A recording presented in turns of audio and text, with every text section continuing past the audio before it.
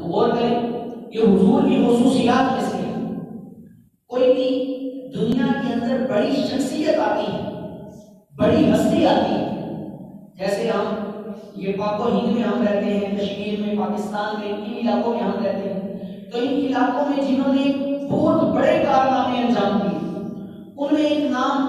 محمد علی جناح قائد اعظم کا بھی ہے کہ قائد اعظم محمد علی جناح نے بہت بڑا کارنامہ انجام دیا کہ دنیا کے اوپر ایک ملک بنا دیا، ایک نئی سلطنت قائم کر دی۔ تو یہ بات ان کی آنے کے بعد ہوئی،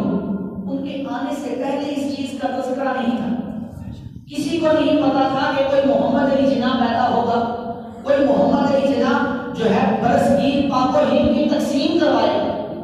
اسی طرح اگر دیکھ لیں شاعر مشرق ڈاکٹر اقبال، ان کے آنے سے پہلے بھی کوئی نہیں جانتا تھا کہ کوئی ایک ایسا شاعر آئے گا کہ وہ اپنی شاعری کے ذریعے مسلمانوں کی نوجوان نسل کے اندر ایک نیا بلبلہ پیدا کر دے گا، نیا جوش پیدا کر دے گا۔ ایک ڈاکٹر اقبال کے آنے سے پہلے کوئی نہیں جانتا۔ اس کے علاوہ بھی جتنی بڑی بڑی ہستیاں دیکھیں، ان ہستیوں کے بارے میں کوئی نہیں جانتا تھا کہ یہ ہستی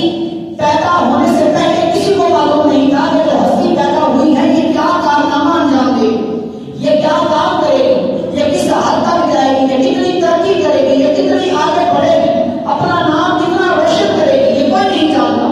مگر حضور علیہ السلام کی شخصیت، حضور صلی اللہ علیہ وسلم کی ہستی، یہ وہ ہستی ہے کہ ان کے آنے سے پہلے ہی معلوم تھا کہ ایک نبی آخر الزمان آئے گے، ان کے آنے سے پہلے ہی معلوم تھا کہ ایک رحمت للعالمین آئیں گے، ان کے آنے سے پہلے ہی معلوم تھا کہ ایک احمد نبی آئیں گے، اور ان کا آنا ایسا ہوگا کہ جو دنیا سے جہالت کے اندھیروں کو دور کر دے گا، جو دنیا کے اندر جو ہے علم کی روشنی کو پھیلا دے گا،